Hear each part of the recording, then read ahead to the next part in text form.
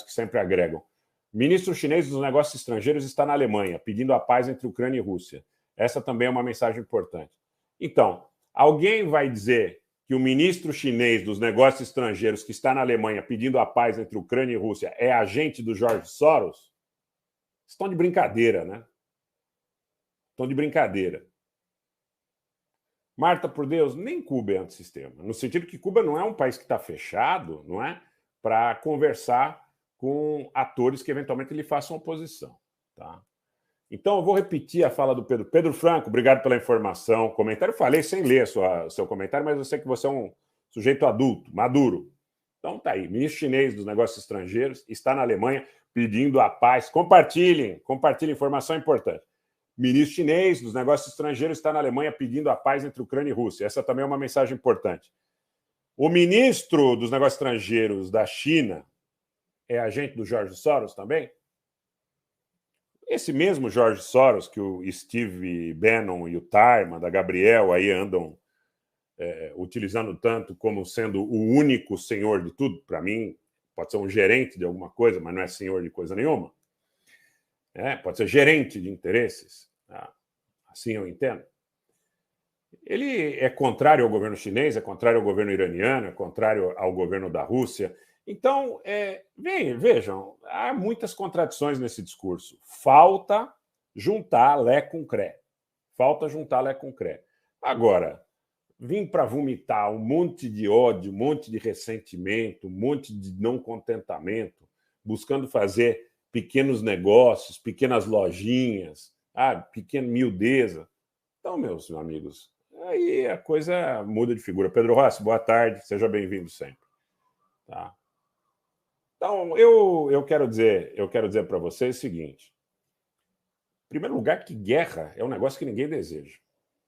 Porque, por mais que aqui no Brasil, à distância, ou em outros lugares do mundo, as pessoas eventualmente vistam camisa no sentido de se apaixonarem por ideias, criarem mitos, criarem narrativas grandiloquentes, a grande verdade é que quem morre são jovens, são pessoas desprovidas, muitas vezes, da capacidade de abandonar seus territórios, enquanto aqueles poderosos que ordenam as ações estão sempre muito bem protegidos. Essa é a grande verdade. Há um ditado que diz o seguinte, que numa situação como essa, a primeira vítima é sempre a verdade. E eu estou dizendo isso desde antes do dia 24 de fevereiro, no que tange ao conflito russo-ucraniano. Tá? Estou dizendo isso de maneira reiterada a todos aqueles que acompanham o canal e que quem está aqui há mais tempo sabe qual é a nossa postura, qual é o nosso procedimento. Tá?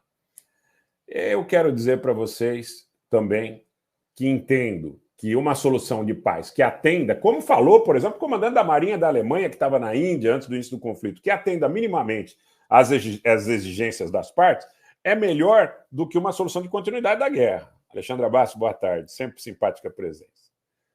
É claro que é melhor uma solução que defina aí um cessar de hostilidades e contemple aí minimamente os interesses das partes. É claro que é importante e imperativo que se respeitem também as necessidades de segurança da Federação Russa, as vidas das populações do Donbas e Lugansk, de Donetsk, a questão do seu direito eventual à autodeterminação, a posição da Crimeia, é evidente. E é evidente também que deve-se pensar no interesse de preservar, independente de gostar ou não do governo ucraniano, as vidas dos cidadãos ucranianos. Wagner Gatti, seja bem-vindo. Então, gente, não tem como criticar a iniciativa que busque a paz. Não tem como criticar, seja ela do Brasil, seja ela da China, seja ela de quem quer que seja. Qualquer iniciativa que busque a paz e que consiga, eventualmente, trazer novamente esses atores à mesa de negociação, precisa ser vista com bons olhos. Como é que não vai ver com bons olhos a busca pela paz? A troco de quê? A troco de que preceito? Agora, sobre essa história da Victoria Nuland dando ordem, falando aí, como o Vitor está trazendo, aí, que navios iranianos não devam frequentar portos brasileiros, isso tudo eu entendo que é uma questão de exercício da soberania nacional e é um assunto que só diz respeito a interesse e definições que partam do próprio governo brasileiro em benefício da sua população que representa, tá? Agora, também dizer que não existe influência dos Estados Unidos no Brasil e que agora, a partir da instituição do governo do presidente Lula as coisas mudaram de figura, é no mínimo desonestidade intelectual, porque faz mais de 40 anos, pelo menos desde que eu me entendo por gente, que eu vejo que agentes, secretários, esse pessoal todo aí que está vinculado ao governo americano, vem para o Brasil para dar palpite, vem para o Brasil para dar opinião. Foi assim no governo do Fernando Henrique, no governo do Lula, no governo da Dilma, nos governos do Lula e da Dilma, no governo do Temer, no governo do Bolsonaro e agora novamente no governo do Lula. Então não dá para dizer que essa é uma situação nova. Esse tipo de narrativa de que agora o Brasil foi entregue ao Jorge Soros é uma piada. Uma piada. Piada de mau gosto. Piada de mau gosto. Claro que nosso objetivo é ter o maior grau de exercício de soberania possível. E isso, naturalmente, não contempla a opinião da Victoria Nuland a respeito da chegada ou não de barcos iranianos. Agora, nós temos que ser honestos intelectualmente.